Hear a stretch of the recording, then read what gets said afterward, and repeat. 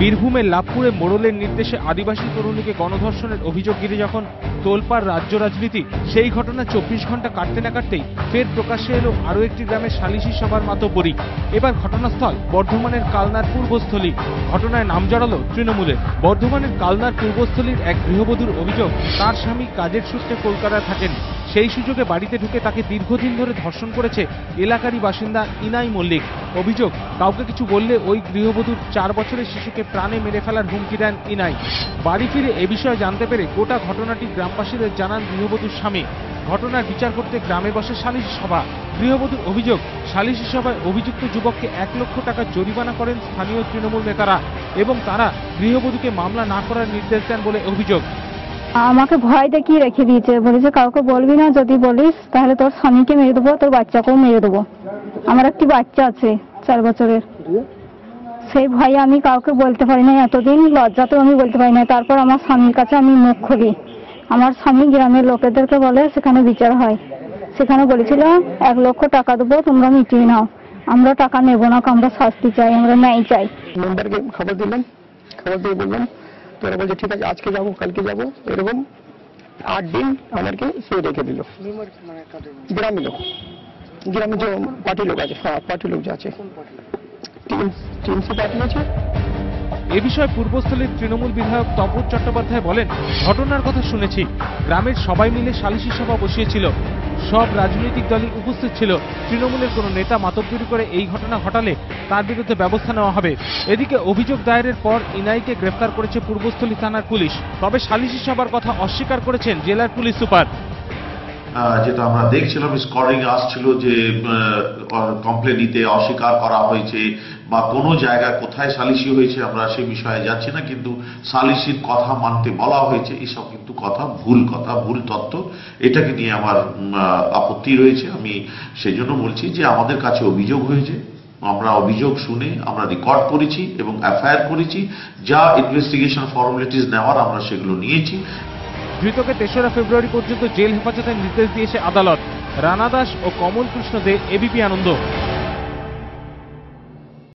বীরভূমের লাভপুর থানা এলাকার সুবলপুর গ্রাম।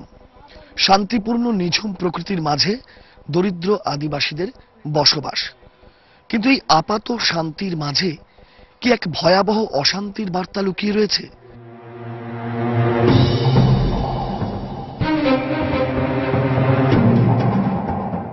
জরিমানা দিতে না পারায় তরুণীকে রাতভর গণধর্ষণের অভিযোগ, আর তার নিদান কিনা দিয়েছিল গ্রামেরই সালিশি সভা। বীরভূমের লাভপুরে এই ঘটনায় খাপ পঞ্চায়েতের ছাপ দেখছে রাজ্যবাসী। ধর্ষণের অভিযোগে ইতিমধ্যে 13 জনকে গ্রেফতার করা হয়েছে। সিউড়ি সদর হাসপাতালের সুপার জানিয়েছেন, মেডিকেল পরীক্ষায় ধর্ষণের প্রমাণ মিলেছে। আমাদের স্ত্রীরোগ বিভাগে আমাদের ডাক্তারবাবু ওনাকে পরীক্ষা করেছেন এবং পুলিশের যে পরীক্ষা যে রিকুইশন ছিল সেটাও গতকাল রাতে করে পুলিশকে দিয়ে দেওয়া হয়েছে। মেডিকেল অবস্থা স্থিতিশীল। 13 জনকে বাই নেম এটা কমপ্লেন দিয়েছিল, কালকে কমপ্লেন দেওয়ার পরে আমরা এটা কেস স্টার্ট করে রেড করে আমরা 13 জনকে অ্যারেস্ট করে দিলাম। তবে পুলিশ সুপার বা চিকিৎসক ধর্ষণের কথা বললেও আতঙ্কিত গ্রামবাসীরা কেউই সেভাবে মুখ খুলছেন না। সালিশি সভার কথা স্বীকার করে নিলেও তারপর কি হয়েছিল তা নিয়ে কোনো কথাই শোনা গেল না তাদের মুখে। আর কয়েকজন এমন দাবিও করছেন যে ধর্ষণই হয়নি। ধর্ষণের ঘটনা কি ঘটেছে? না, ঘটেনি। তাহলে কেন এই অভিযোগ? এই অভিযোগটা করাইলো এমনি জাতি ভেদের জন্য। মানে কোন ধর্ষণের ঘটনাই ঘটেনি আপনি বলছেন? বিনা দোষীতে এরা এইরকম গ্রেপ্তার হলো কেন, এইটুকুই আমাদের বলা। বিচারের পর কি হলো? বিচারের পর আমি ছিলাম না, জানেন, আমি তো চলে যাই। ধর্ষণের অভিযোগে ধৃত রাম সোরেনের দাদা সুকুল সোরেনেরও দাবি তার ভাইকে ফাঁসানো হয়েছে। আপনার ভাই গ্রেপ্তার হয়েছে? হ্যাঁ, গ্রেপ্তার হয়েছে। কবে অ্যারেস্ট হলো? এই কালকে। ওটা তার জন্য তো ফাঁসিয়েছে, ওই চাকরি না হওয়ার জন্য, ওর পাশে ফাঁসাবার জন্য, যাতে না হয়। যে দুজনের সম্পর্ক ঘিরে এই বিতর্কের সূত্রপাত, তাদের গ্রামের পরিবেশ এখনো রীতিমতো থমথমে।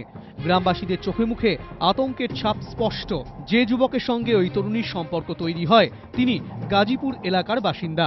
পেশায় রাজমিস্ত্রি ওই যুবকের স্ত্রী স্বীকার করে নিয়েছেন, ওই সালিশি সভায় তার স্বামীকে আটকে রাখা হয়েছিল। তবে তার দাবি, টাকা দিয়ে ছাড়ানোর পর থেকেও তিনি বাড়ি ছাড়া। ছাড়ি নিয়ে এসেছে গ্রামের লোক থেকেই, আমার ভাসুরা সব ছাড়ি নিয়ে এসেছে, বলার পর ছাড়ি নিয়ে এসেছে 25,000 টাকাটা। আমার মেয়ের গয়না ছিল, আমার মেয়ের গয়না, বিয়ের গয়না, আমি তাকে ছাড়ি নিয়ে এসেছি, কোথায় যে চলে গেছে আর আমি জানি না, আমার ঘরও আসে নাই। টাকাটা গ্রামের লোকে নিয়ে গেছে। অন্যদিকে বৃহস্পতিবার সকাল থেকেই সুবলপুর গ্রামে অভিযোগকারিণী তরুণীর বাড়ি শুনশান। ঘরের দেওয়াল আর হোগলা পাতায় ছাওয়া চালের বাড়িতে দারিদ্র্যের ছাপ স্পষ্ট। কিন্তু বুধবারের পর থেকে এই শূন্য বাড়িতে দারিদ্র্যের থেকেও প্রকট বিষণ্ণতা। যে অভিযোগকে সামনে নিয়ে ওই তরুণী পুলিশের দ্বারস্থ হয়েছেন, সেই অভিযোগ সামাজিক দিক থেকে এবং প্রশাসনিক দিক থেকে অত্যন্ত গুরুত্বপূর্ণ ও তাৎপর্যপূর্ণ এবং নজিরবিহীন, এমনটাই সকল মহল থেকে, সমস্ত মহল থেকে বলা হচ্ছে। সুবলপুর থেকে ক্যামেরায় উত্তম হালদারের সঙ্গে গোপাল চট্টোপাধ্যায় ও রাজর্ষি দত্তগুপ্ত, এবিপি আনন্দ।